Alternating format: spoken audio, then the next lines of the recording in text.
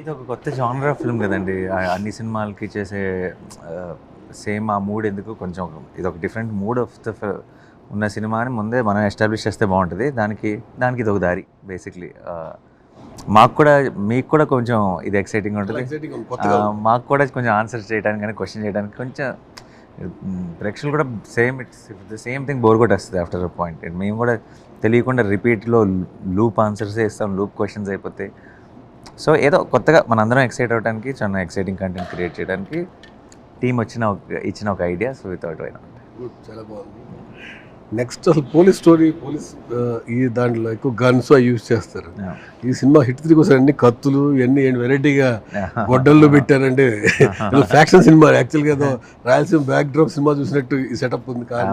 But అలాంటిది ఏం లేదు. బట్ దానికి ఈ అన్ని కత్తులకి ఒక రీజన్ ఉంది. అంటే ఊరికి ఒక సినిమాలో వైలెన్స్ పెట్టాలని, ఎవరైనా ఒక కొంచెం బ్యాడ్ గైస్ని చూసిన వెంటనే వాళ్ళ దగ్గర ఆల్రెడీ వెపన్స్ ఉన్నట్టు లాజిక్లెస్ మ్యాటర్ అసలు ఏమీ ఉండదు. ఇవన్నిటికీ కూడా ఒక బ్యాక్ స్టోరీ ఉంటుంది. అలా ఎందుకు ఉన్నాయంటానికి కూడా ఒక లాజిక్ ఉంటుంది.